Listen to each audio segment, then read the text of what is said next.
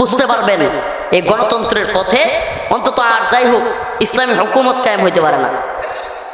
আরে ভাই, পৃথিবী তো আর এক দুই দিনের না, পৃথিবী এক দুই দিনের, হাজার হাজার বছর চলে গেছে।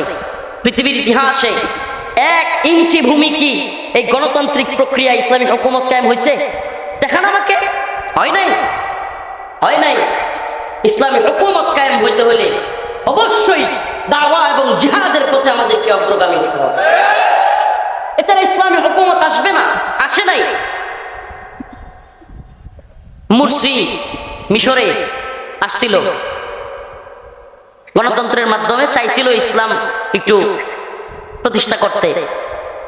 মুরসির কুরসি বেশি দিন লাগে নাই যাইতে, কারণ এরা দিবে না।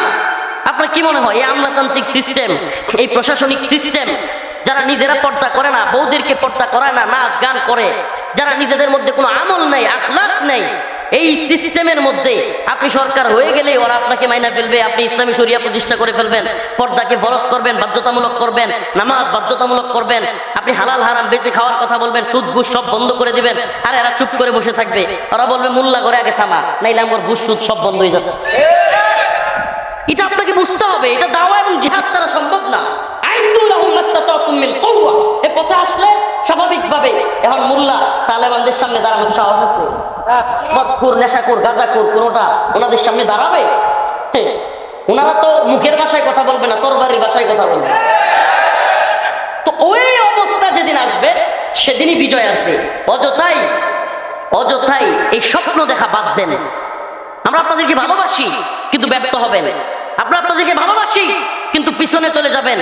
এই উম্মতের জাগরণ তৈরি হয়েছে, এই উম্মত বুঝতেছে এই তন্ত্র মন্ত্র দিয়া বিএনপি, আওয়ামী লীগ বা অমুক দল তমুক দল দিয়ে হবে না। এই উম্মত বুঝতেছে শান্তি, মুক্তি, ইনসাফ কায়েম করতে হলে ইসলামী হুকুমতের বিকল্প কিছু নাই। এজন্য কি করতে হবে? এজন্য আগে শত্রু মিত্র চিনতে হবে। আমরা শত্রু মিত্র চিনি না। আমি যে আয়াতে কারিমা তিলাওয়াত করেছি, খুব সংক্ষিপ্ত সময়, এলাকায় একটু ঝামেলা হয়েছে, এজন্য যেতে হবে। ওই যে বললাম না, রাত্রেবেলায় তারা গান বাজনা নাচা গানা করতেছে। আমি এলাকার কয়েকজনকে পাঠাইলাম যে ভাই মারামারি দরকার নেই, একটু গিয়া বুঝান যে এত রাত হয়েছে তোরা গান বাজনা করিস না, এত রাত হয়েছে তোরা গান বাজনা করিস না, নাচা গানা করিস না, মেয়ে নিয়ে এই সমস্ত গাঁজা খাওয়া এসে বন্ধ কর।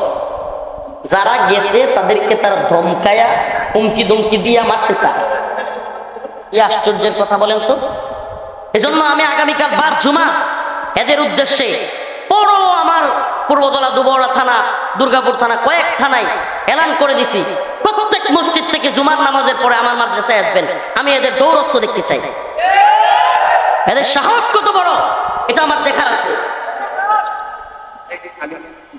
পুরো পৃথিবীর ইতিহাসে নির্মম অত্যাচারী স্বৈরা শাসকদের মধ্যে আপনি যদি সিরিয়াল করেন, সিরিয়াল পুরো পৃথিবীর ইতিহাসে আপনি যদি সিরিয়াল করেন, তাদের কাজগুলো দেখে, তাদের ভয়াবহতা দেখে লিস্ট করতে চান, সেই লিস্টে এই বিগত ফ্যাসিস্ট স্বৈরাচার হাসিনা সরকারের নাম থাকবে। আপনি লিখে রাখেন। এত ভয়াবহ হাসিনারে আমরা টাইম দেই নাই, পাত্তা দেই নাই। আর কারো খাওয়ার টাইম আছে নাকি? পাত্তা দেওয়ার টাইম আছে? আমরা হাসিনা সরকার থাকতেই অনেকে অনেক উৎসাহী হয়েছে, মাশাআল্লাহ, অনেক খুশি হয়েছে, মনে হইতেছে দিনের বিজয় হয়ে গেছে, হাসিনা পতন হয়ে গেছে। মানে তাদের মধ্যে এমন একটা অবস্থা, ভয় আতঙ্ক তাদের থেকে কাটা গেছে। আমার মধ্যে তেমন কিছু হয় নাই। নারায়ে তাকবীর। মুজাহিদ মিল্লাত শাইখুল হাদিস আল্লামা জসিমউদ্দিন রহমানীর আগমন। মুজাহিদ মিল্লাত উম্মাহ দরদি শাইখ হারুন ইজারের আগমন। মুফতি মাহমুদ হাসান গুলবি হাফিজাহুল্লাহর আগমন। কিশোর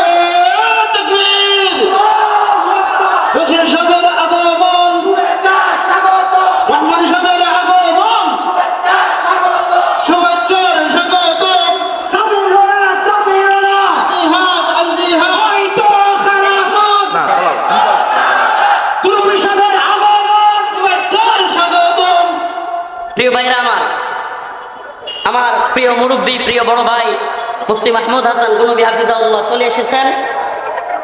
ভাই কথা বলবেন, আমি সংক্ষিপ্ত করতেছি, শুনেন।